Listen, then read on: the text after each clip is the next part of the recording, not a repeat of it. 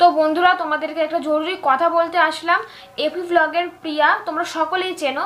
AP ব্লগের প্রিয়া মানে ওর চ্যানেলে, ওই দিদিভাইয়ের চ্যানেলে স্ট্রাইক পড়েছে। তো আমরা হট করে আজকে এই একটু আগেই ফোন ঘাঁটতে ঘাঁটতে আমি ও শুয়ে আছে, ফোন ঘাঁটছি। তো হট করে দেখি দিদির চ্যানেলে স্ট্রাইক এসছে, একটা স্ট্যাটাস দিয়েছে। তোমরা স্ট্যাটাসটা পাশে পাশে দেখতে পাচ্ছ স্ট্যাটাসটা।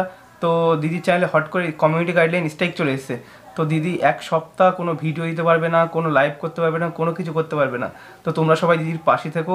আর আমরা দিদি তুমি টেনশন করো না, সবই ঠিক হয়ে যাবে। কারণ আমরা তো জানি যে এই বিষয়টা মানে স্ট্রাইক পড়লে একটা চ্যানেলে কতটা কষ্ট হয় সেটা আমরা জানি। কারণ আমাদের চ্যানেলে আমাদের তো একটা নয়, আমাদের দুটো পড়েছে। প্রথম চ্যানেলে দুটো, সেকেন্ড চ্যানেলে দুটো, মানে আমার চ্যানেলে মোট 4টে স্ট্রাইক রয়েছে। স্ট্রাইক পড়লে কতটা কষ্ট হয় সে আমরা জানি, ঠিক আছে। আর এটা কমিউনিটি গাইডলাইন স্ট্রাইক, এটা কোনো কিছুই করা যাবে না। তো তুমি টেনশন করো না, সবই ঠিক হয়ে যাবে আস্তে আস্তে। তো যদি পারো, তোমার সেকেন্ড চ্যানেল তো আছে, সেখানে ভিডিও করো। আর টেনশন করো না, আমরা সবাই তোমার পাশে আছি, আমাদের ইউটিউব ফ্যামিলি তোমাদের পাশে আছে। তো তোমরা কোনো টেনশন করো না, তাই তো। আর আমরা এই বিষয়টা বুঝি, মানে স্ট্রাইক পড়লে যে কতটা কষ্ট হয়। মানে একটা এত বড় চ্যানেল যার আছে, আর তার চ্যানেলে যদি স্ট্রাইকটা পড়ে, আর তার যে কতটা কষ্ট হয় সেটা আমরা বুঝি। কারণ আমাদের আমাদের যখন চ্যানেলে স্ট্রাইকটা পড়েছিল, আমাদের তো ঘুম খাওয়া দাওয়া সব উড়ে গেছিল। হ্যাঁ, তো চ্যানেল স্ট্রাইকটা বিশাল কষ্টের জিনিস, মানে একটা স্ট্রাইক এসছে এবার।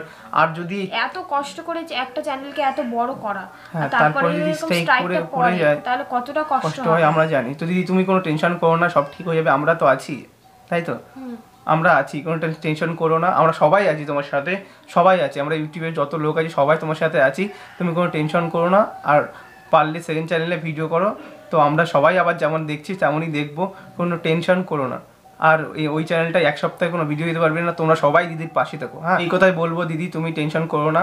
তো ভিডিওটা এইটা বলার জন্যই তোমাদেরকে এসেছি। আমরা তো এই টাইমে যেন ভিডিও করি না বা ভিডিও দিই না, দিদির এই প্রবলেমটা দেখে আমরা ভিডিও করতে বাধ্য হলাম, তাই তো। আর এই বিষয়টা সবাই জানে না, এবার হঠাৎ করে ওর চ্যানেলে গিয়ে সবাই ভাববে যে কি ব্যাপার, কালকে হয়তো দিদি ভিডিও দিতে পারবে না, পরশু দিতে পারবে না, তারপরে দিতে পারবে না, হয়তো এক সপ্তাহ ভিডিও দিতে পারবে না। তো সবাই ভাববে যে কি ব্যাপার, দিদি ভিডিও দিচ্ছে না কেন। তার জন্য আমরা জানিয়ে দিলাম তোমাদেরকে, তোমরা সবাই দিদির পাশে থাকো। আর দিদিকে ছেড়ে দিও না, কারণ দিদি খুব ভালো ভালো ভিডিও দেয়, ঠিক আছে।